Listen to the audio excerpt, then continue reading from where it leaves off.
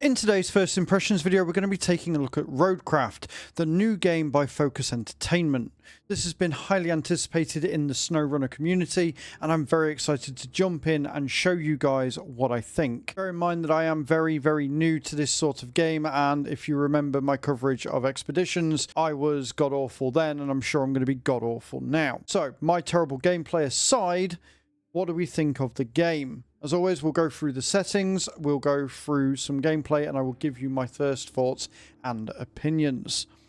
Unsurprisingly, the settings menu is very robust and very well thought out. One thing I will say is that optimization is a little bit iffy on this game. I am running a 4060 Ti 16GB and an i9 10 series, and even then I can't play on Ultra, and if I'm trying to stream or record at the same time, I do have to knock those settings all the way back to medium or low. That being said, you do have crossplay mode that you can switch on or off. You've got your language, you've got hide HUD, hide hints, hide vehicle control hints, hide KSIVA, camera alignment, resource highlighting, privacy and data collection, custom action input type, hide driver, and crane control scheme as well. What's nice about this is even though there isn't a hard mode yet, from what I can tell they are planning on adding one in, you can still customize all of these hints and things to make it easier or difficult depending on what it is that you're after. Your video settings, you can change your target display, you can change the display mode, your resolution, render resolution, resolution upscaling, frame generation, sharpness, vertical sync, brightness, motion blur if you want that on or low, FPS limit. And then you've got your advanced video here where you've got all of your different effects. Very robust, really customizable. I just wish that it was just that little bit better customized. Your audio settings, the soundtrack is honestly fantastic, and you can change your speaker configuration here as well. Obviously, I'm using a 7.1 surround sound headset, and I have changed the master volume down to 0.5 because it does start it at max and it is very loud. You can then change your music, your UI, your sound effects, your radio message. You can change your voice chat to be on or off, and if it's on, you can change it to push to talk, and your microphone sensitivity and your voice chat volume as well. Camera options, you can change to fixed point. You can change invert horizontal, invert vertical, sensitivity, invert zoom, dynamic FOV, first person camera FOV, third person camera FOV, camera shake, and maintain cockpit camera position.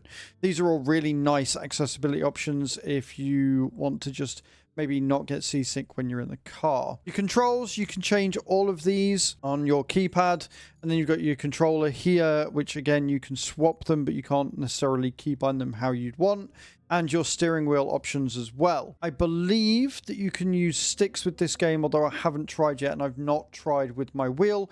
They do have a certified list of wheels that you can choose from, but it will default to yours. Now, I don't believe you can use Monzo yet, and I'm not sure if you can use Fantech. It looks like it's just Logitech and Thrustmaster at the minute. You can then invert your wheel if you want. You've got your wheel sensitivity, your paired pedals, invert brake, invert throttle, brake pedal sensitivity, friction gain, spring constant, vibratical force gain, tilt gain, collision gain, Logitech True Force, and then you've got your general, so you've got your steering wheel access, throttle pedal, and you will have to bound those as well, and all of your different buttons there.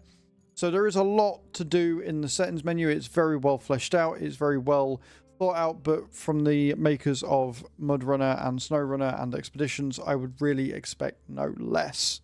So, interestingly enough, when you load into your game and you continue, you apparently get Kelly giving you all of the voice acting once again. Kind of annoying. She is trying to be funny, and I think she tries too hard, although I can see many people liking that.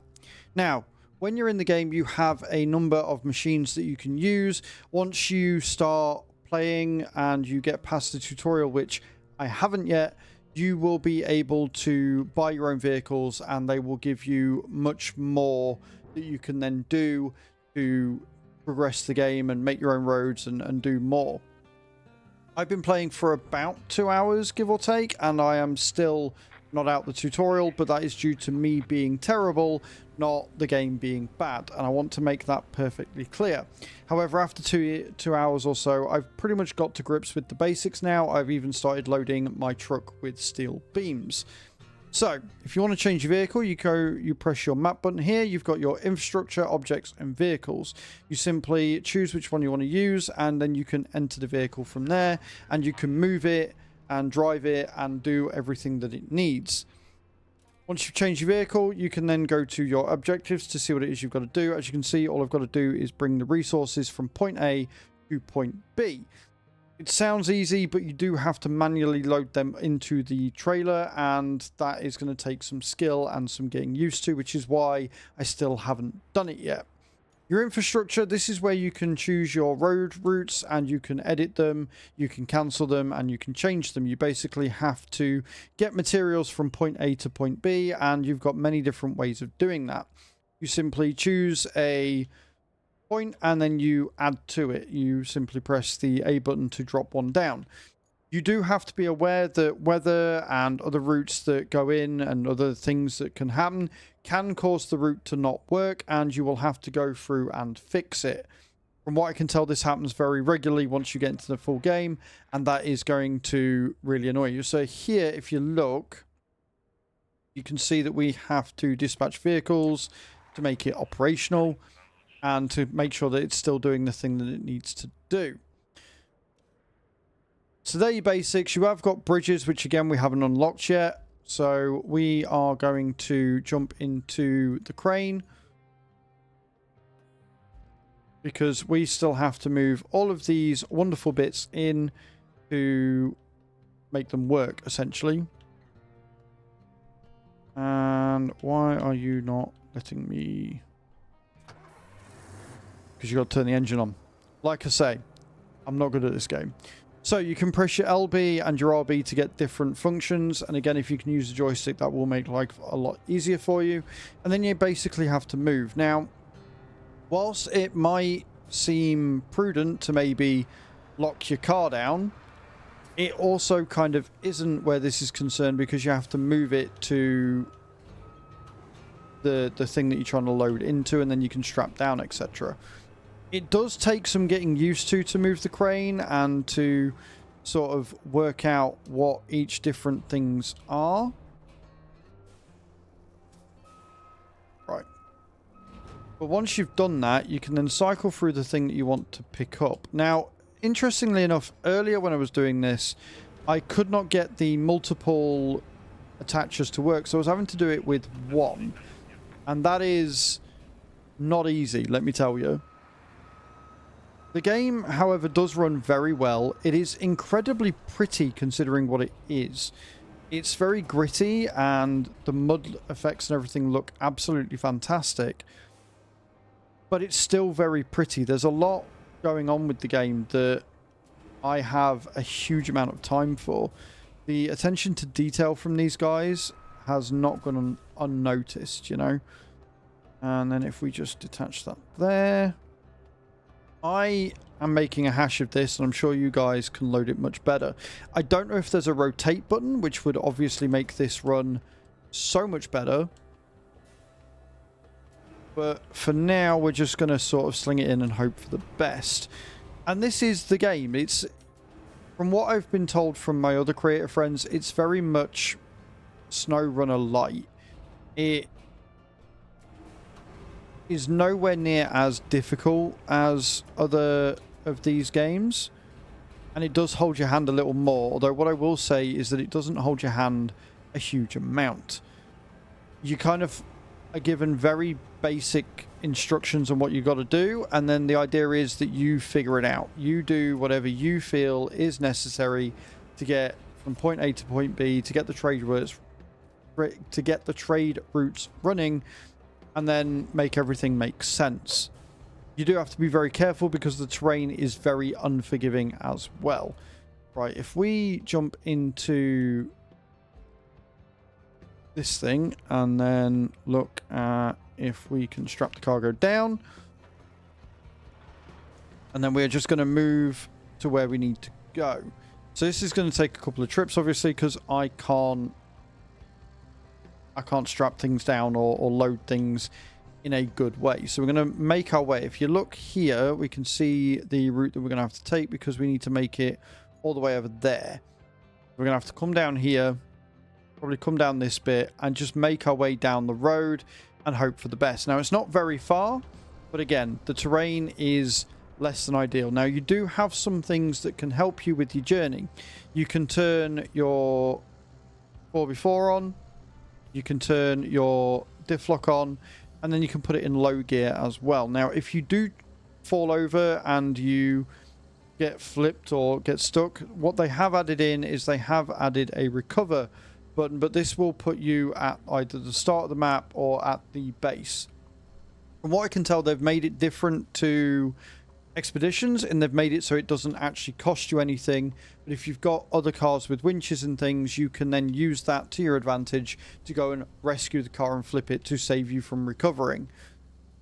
I have already flipped my cars an ungodly amount of times. It is incredibly frustrating, this game, and yet I'm enjoying it thoroughly as well. I think that in multiplayer it's going to be a lot easier and a lot better for you. You're going to have a lot more fun, but if you like a challenge, playing on single player is definitely not that bad either. There is a lot to this game, and it is going to eat a lot of your time without you really realizing it, because you're going to start playing and then 2 hours later you're going to look at the time and realize that it's been 2 hours, which is no bad thing. It shows that the game is engaging enough for you to keep you busy. I really like it. It is not my normal type of game, and I have very much avoided SnowRunner because I can see me just getting very frustrated. Whereas, like I say, this is much more forgiving and much easier for newer players to sort of get into. Trying to figure out the map is always going to be a problem for me because I have the navigational skills of a raccoon. However, once you've got your route down pat, and once you've got your trade routes and your infrastructure routes working, it is pretty much just business as usual, and you can just crack through and get everything done. Overall, I rate this game quite highly, and I would very much recommend you guys trying it. There are obviously things that we're going to have to do, and there are still a few things that we are hoping to see be added with the game, namely things for those hardcore masochists who want a real challenge, a hard mode with, you know, damage, greater damage, easier to get damage, and lower fuel resources and less hand holding. I believe there is a roadmap for things that they want to bring down the line, and if their DLC packages with SnowRunner and MudRunner are anything to go by, I can see this game having a lot of content by the end of it. Now, is there a way that I can unload this?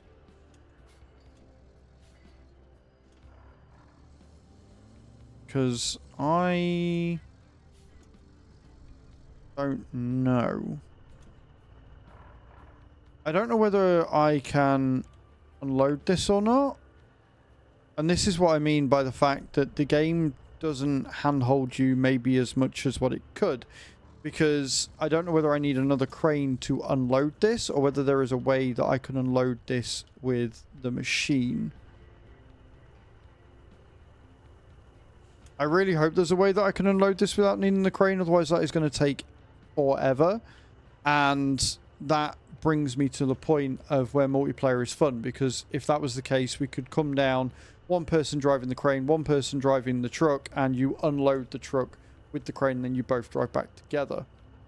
But let me know in the comments down below what you think of the game, if it's for you, if you prefer more hardcore, or if as a beginner this looks more inviting for you. Thank you very much for watching, and I will hope to see you all in the next video. Ciao, ciao.